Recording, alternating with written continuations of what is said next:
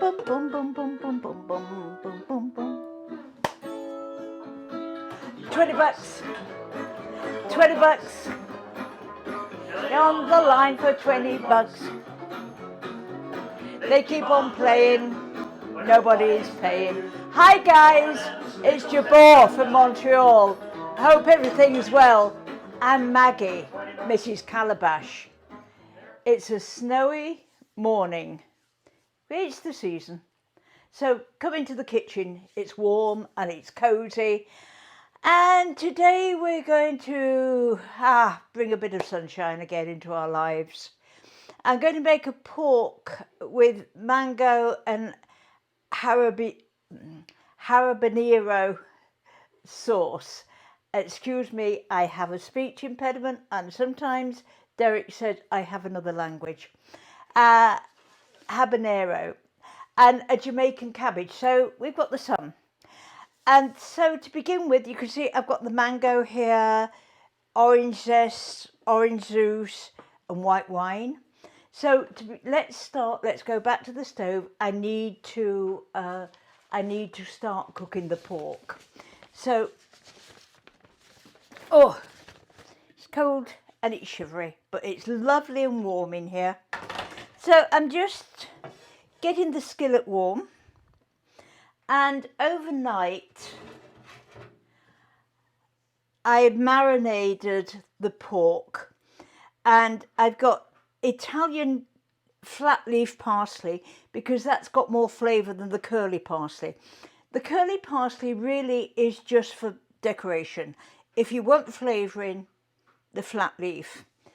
Cilantro, garlic, because the garlic will attack the muscle in the pork.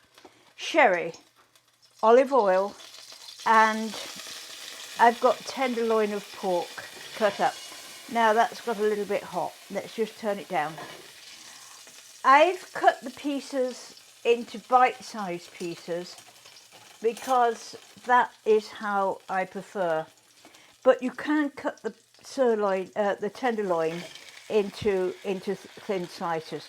So let's put all this into there.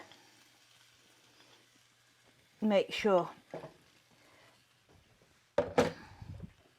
Turn this up. Make sure the gas is on. Yes. Now, I like a tenderloin of pork, but as I say, I don't know why at the moment I prefer my meat to be cut up into bite-sized pieces.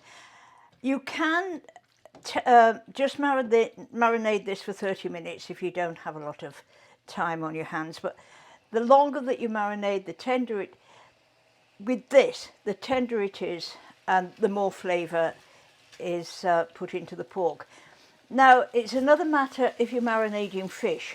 If you've heard me say before, 10 minutes, 15 minutes, because it attacks all the muscle and the fish goes to mush. But this, and this is all we're going to do with this. I just want to get it cooking for a minute or two.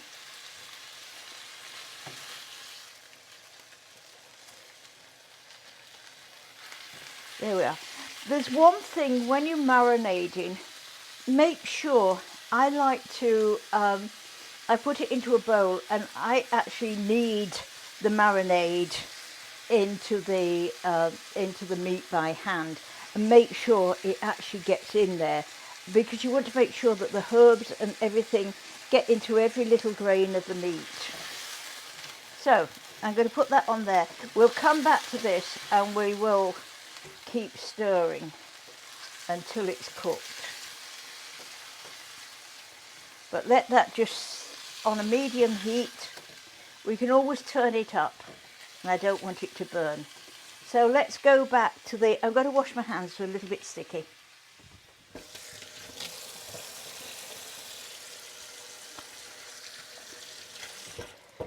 I think some of the marinade ran down the edge of its container.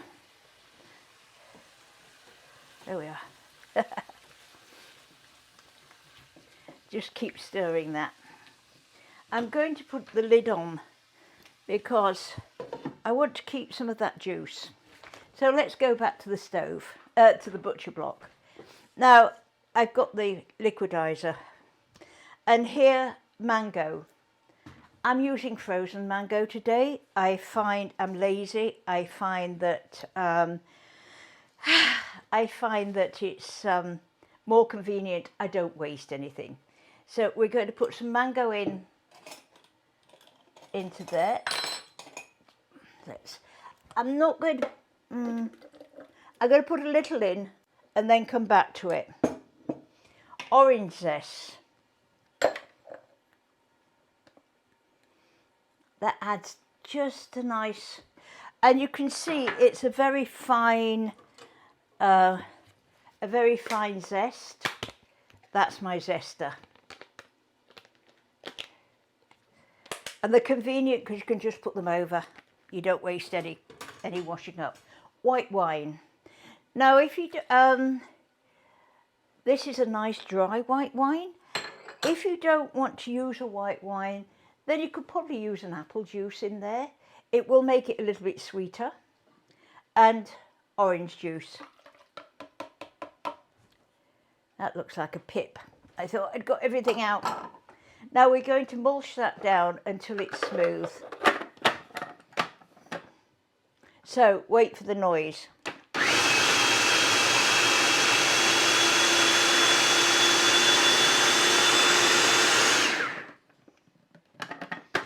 It's just, where is it? The rest of, there we are. Let's put the rest in. Because I want this to be nice and smooth. And this is the sauce, and this isn't cooked. Oh, you can smell the mango. It is absolutely,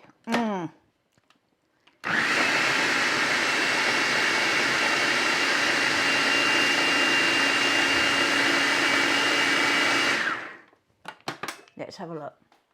Ah, there's a little bit there that's missing. Just keep pushing down the sides like that. There. There. One more time. That'll do it. Put that over there. And would you believe it, there's still a couple of pieces. But let's just take those out. Look, there's still a couple of pieces that haven't got mulched up. Marvellous, isn't it? We'll just put those in there. I'm going back to the stove, Derek. I need to... He moans at me because he's controlling the cameras, you see, and he never knows where I'm going, because sometimes I say, oh, I'm going back to the stove. Oh, and by the way, and I stay here, and he's gone back over to the... We've got 4 cameras, and he's gone back over to the stove, and I'm still stood here, but I am going back to the stove now. Bye. I can smell. You can see the juice coming out of the meat.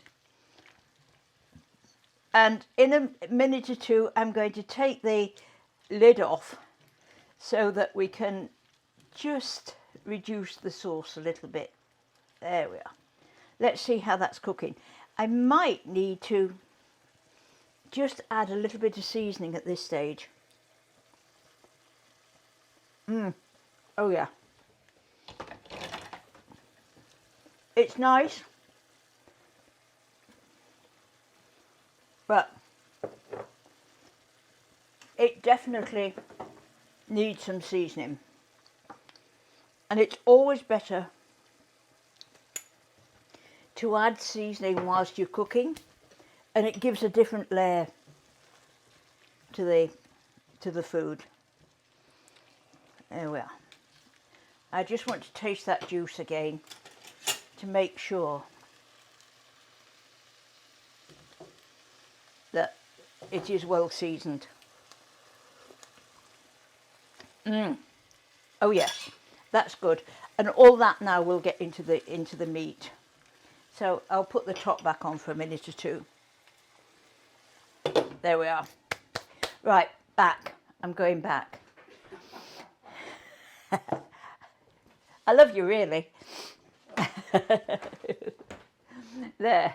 It does very well. I mean, would you credit all this is done and it's controlled by one computer? You know, it's incredible technology when it works.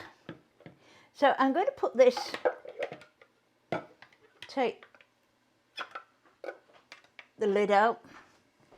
Just be careful when you're using the food processors. The blades are sharp, especially the slicing and grating blades. And I'm going to have to wash my hands again. And I've always been very careful when I'm talking to my students, saying, be careful, watch the blades, they're sharp. Handle with care. And one Christmas, Kate's dad, unfortunately, it was his last Christmas. We knew it was going to be his last Christmas, and we did a big Christmas, and I was a little bit upset, needless to say. And I'd been making mincemeat, and I picked the blade up out of the food processor and nearly severed my thumb. So having sat in emergency like this for a couple of hours, they looked at it and said, there's nothing we can do with it. You'll have to go home, just bandage it. So just be careful. Just be careful. Now, I've got here the pepper, and it's been very, very carefully minced. I'm going to add this gradually and keep tasting, because I don't want to, it is quite a hot pepper, and I don't want it to be over hot. So we're going to stir this in like this. Let me taste. I think it will need it all, actually, because it was only a small pepper, but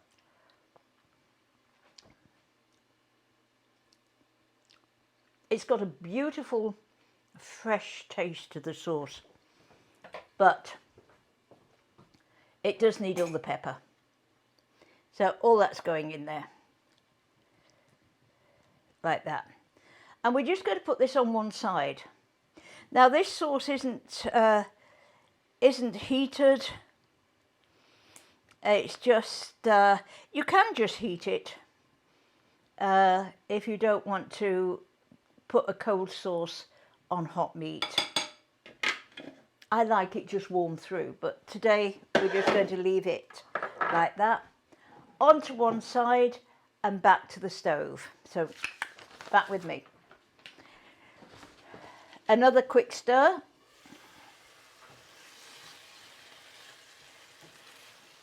There we are. And we can transfer this pan over there. I'm going to keep its lid off now. Let's switch that over. Transfer that over there, that onto there. And in here, I've got some coconut oil.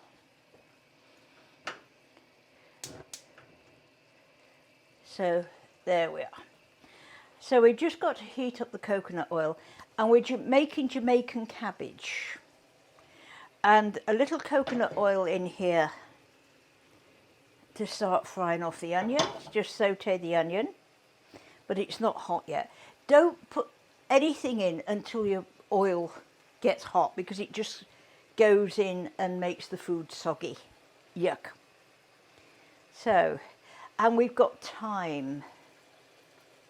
This is fresh thyme out of the garden today. And it snowed yesterday. Yeah, it snowed overnight. And I wasn't thinking. And I thought, oh, doesn't it look pretty? This morning I thought, my thyme plants are all outside. I had thought about digging one up and bringing it in, and I thought, no, the weather's nice. I'm just looking for another spatula. I thought, no, the weather's nice, I don't need to do that. No, I don't like that one. And so I left it. And so this morning I had to go out and, there we are, and get some thyme. I thought, well, that's okay, I could put my boots on. Not a problem. Now we want to cook the thyme in with the onion. And I thought, oh, that's not a problem. And I felt something in my boot, and I thought, what? What's that? That was in one boot, that was in another boot. Now we've got a little Cocker Spaniel who is passionately fond of tomatoes. So guess who'd gone out and picked the tomatoes and deposited them in a boot for safekeeping? Cokie. Is a vegetable fanatic. He loves vegetables. And with the cabbage, I've got a vegetable rack in the garage, and I have to move the cabbage because he peels the outer leaves off of the cabbage. They eat a lot of vegetables, but he just likes raw veggie. Now, you can see I'm sautéing the onion until it's transparent. Now I'm going to add the garlic. Now don't add the garlic too early because it will burn because of all the sugar in the garlic. Oh, the thyme is beginning to, the smell of the thyme is beautiful. It's beginning to become really fragrant. There we are. And I'm adding the vegetables in layers so that I like my cabbage to be quite firm. So I'm going to add the cabbage last. And I'm adding the julienne. That's all it means is matchstick, like little matchstick carrots. You can buy them already matched, cut up, but just a little. There we are. Now they will take, you see the carrots take a little bit longer to cook than say the peppers and the cabbage. With this recipe, it's asking for a Scotch bonnet. Now the only Scotch bonnet I had left was either a purple Scotch bonnet, which is very, very hot, or I had a green Scotch bonnet, which isn't quite mature. So it's still quite hot. So I'm going to add it gradually and just see what hotness. Now, if you don't want to make this dish hot or you can't take spice, just leave it out. There we are. You see, when you're cooking, let me just taste that. Yes, it's still nice and crispy, and yet it's had the rawness taken away. When you're cooking vegetables like this, don't overcook them.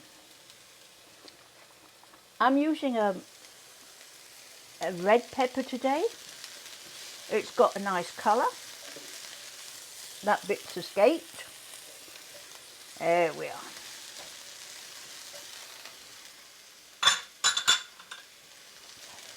So let's just cook these. Oh, I'm making a lovely mess all over the stove. We always used to say when we got visiting chefs in, if you make a mess of the stove, you've got to clean it up. It's always the chef's job to clean the stove up if they make a mess. So I'm usually very careful. I am making a mess today. There we are, just stirring. Turn down the heat a little bit. You can see the liquid is evaporating. Right. Now, I'm going to add a little pepper. It has been minced and I took the seeds out. There we are, that one's. I took the seeds out. No, it was a Scotch bonnet, but it was a green one. It wasn't ripe. The purple ones, are they purple peppers? Oh, they're brown. They're brown, and they are so hot. They're chocolate coloured. And I took a bite. I thought, it doesn't taste of anything. Then I took another bite. I had to get a piece of bread and a glass of water. I thought my head was going to come off. So you use them with caution, as I say. And I said, Derek, try it. It's like, wow. And he had the same, I thought it might be me. He had the same reaction to it. So now, cabbage. This is just hand sliced. And it's about half, you know, how big is cabbage? Half a head of cabbage, you know.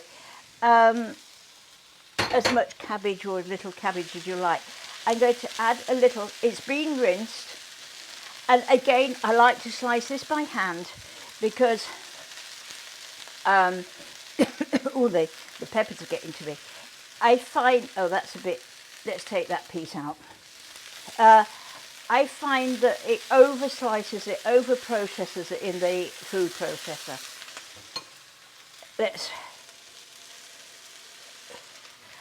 I love cabbage. Derek's beginning to call me the cabbage and cauliflower queen. But you see, in England, we had to rely on, I'm making a beautiful mess. We had to rely on seasonal vegetables as I was growing up. And cabbage, cauliflower, Brussels sprouts, carrots, swede, they were all our vegetables that we had.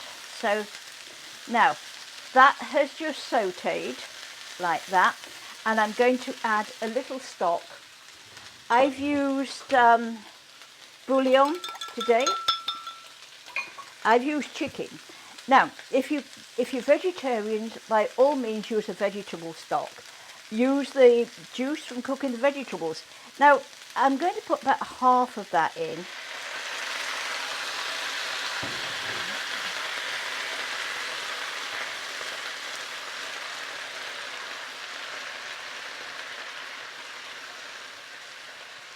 There we are. And we're going to cover. Now, if we find that the liquid is evaporating, then we're going to add a little more. In fact, I'm going to add a drop more water to this. There we are. Just give it a quick whisk. Turn the heat up a little bit just to get it hot. And we'll taste it for seasoning, and then I'm going to put the lid on and concentrate on the pork. Just stir everything over so everything gets mixed together. And there's not much liquid left in there. Oh, I can't find anything to taste.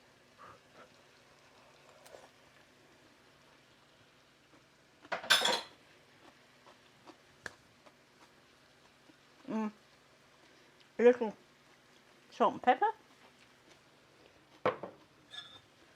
Mix it up.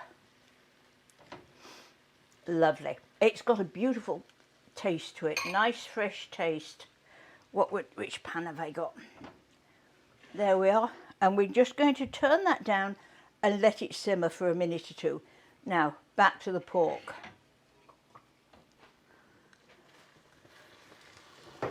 And you can see that most of the juice has evaporated. So again, this is the time for tasting and checking the seasoning. I just want one piece of pork. Oh yeah, it's cooked. Let's go back and I'll show you how to serve this. There we are. Now you could use this on a piece on a dish, which I'll show you. So, what did I do? Oh, here we are.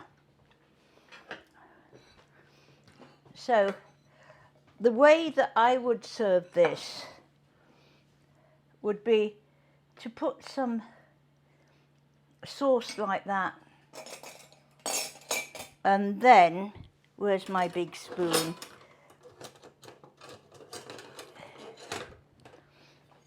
A little serving of meat on there. Now, obviously, if you've got a slice, you'd put a slice on, and I would put just a little sauce over the top like that, a little cilantro for seasoning, and I'd put some vegetables around the side, which we will, and I'm going to serve this today with a baked potato. So and if they've got any sauce left over, put it in a sauce boat. There we are. So we've got a bed of sauce.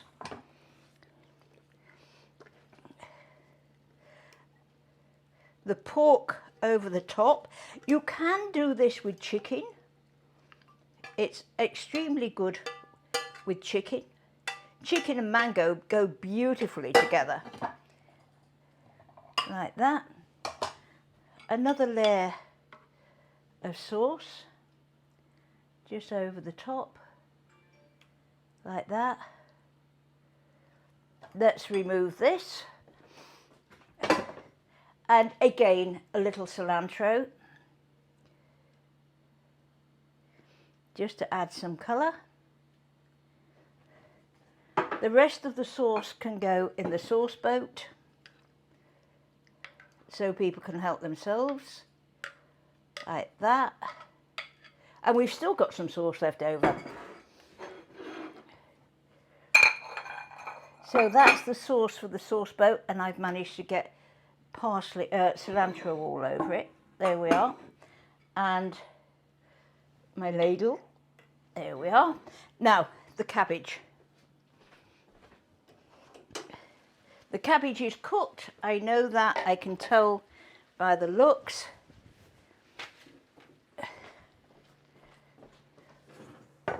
Ooh, that is gorgeous. So we can put a little cabbage by the side of the pork. Make sure that you get some carrot and some pepper there for some colour. There we are. And a nice serving tureen. This is one of my favourites. Again, it's a Denby. Anybody who knows me knows I like Denby. And that, believe it or not, was a 21st present from when I worked at the gas board as a home economist in Sheffield. Remove the... And so that is 50 some years old, and it has been used constantly, so it just shows how good it is. So there you are, everybody.